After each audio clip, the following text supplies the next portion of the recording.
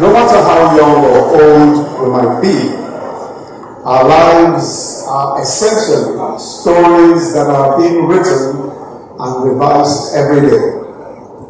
And those stories range from what is to what could be, from the reality we're born into to the realities, the ambitions and dreams that we create, that we desire, and those that we strive to achieve. As I prepared for this event, I encountered a few of the very many stories of businesses, lives transformed by the Tony Elumelu Foundation and its various initiatives. We have Mavis Nduchwa, who trained for the hospitality industry and went on to a career as a TV presenter, and is today a successful farmer with the goal of feeding her native Botswana. A decade ago, in Nigeria, Zion Osinbajo looked ahead at life as a domestic servant for a family member in Lagos. Today, he is a proud CEO of a consulting company based in that same city, where he started out as a domestic servant. There is Mohammed Dalfi of Morocco, the founder of a 3D printing company that produces affordable artificial limbs. Every day, he makes it happen for someone. Every day, he gives life to someone who had thought that all life was lost when they lost their limb. In Cameroon, there is Michel Nkodija. He actually tells and retells stories for a living through his Nokima game studios, which develops video games that are based on traditional African myths and legends. His goal is to change the way Africa is perceived globally and to give young Africans a reason to be proud of their cultural identities. Across the continent, in Uganda, Joel Chero is a farmer pushing the boundaries of agriculture, using irrigation technologies through the Atari River Integrated Irrigation Initiative Limited. Every day, it makes a difference in farming in this country.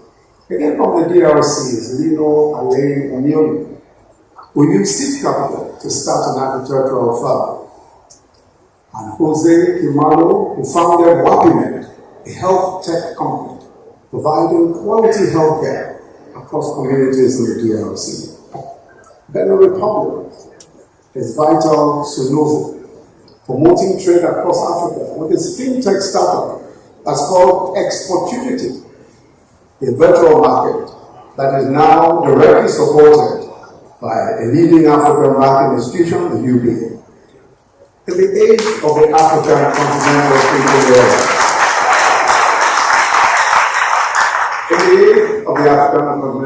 trade area, there is perhaps no bigger or better opportunity to be exploring right now. And then there are the hundreds who are here. These stories are just a few of the thousands told and experienced by entrepreneurs whose lives have been touched and transformed by the Tony Elumelu Entrepreneurship Program, TEP. And even all of those thousands of inspirational TEP stories are themselves just a representation, just a fraction of what is out there across the continent. A landscape that is emboldened by multitudes of young people who are refusing to wallow in self-pity or frustration, who have realized that the conquering of the challenges of the environment are the milestones for outstanding success. Young men and women who have come to fully understand the transformational power of technology in the 21st century. Here in this room, there's a great representation of what the private sector can accomplish. It's also hugely inspiring to us as governments. And I'm glad that a number of African governments are represented here.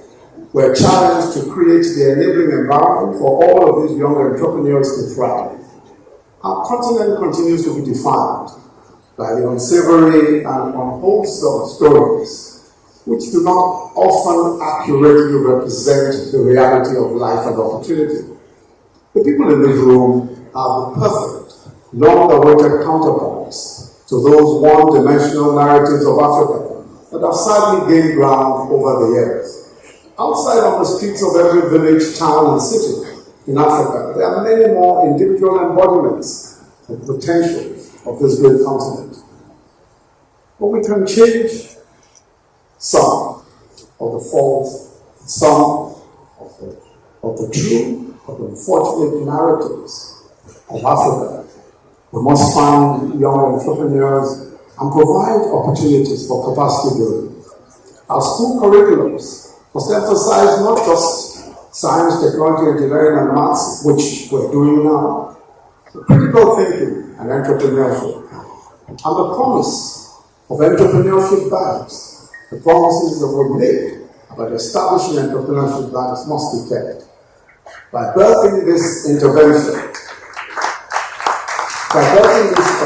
intervention, Tony has compelled us to focus on what really matters: our youth and their dreams.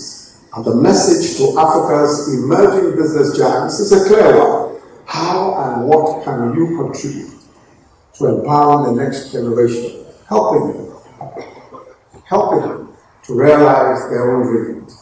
And you who are gathered here in this room, helping you rewrite, and revise the next chapter of your continent-changing stories. But permit me a word to you, young entrepreneurs, as I take my seat. I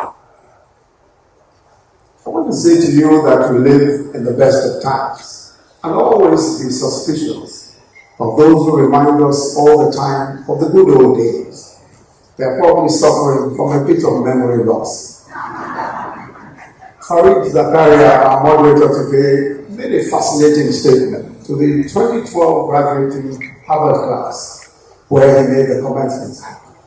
He said that the smartphones that the young men and women in that room that day had in their hands had more power than all of the computing power in the Apollo aircraft that landed the first men on the moon.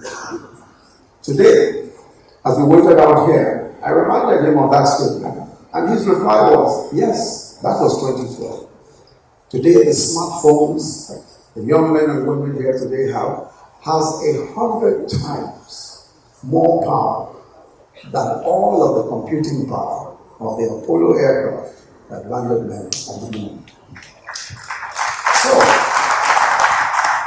So today is the most advanced moment in human history, and your generation is the smartest that has ever lived. We're holding our breath for the incredible achievements that you will make. God bless Africa. Thank you.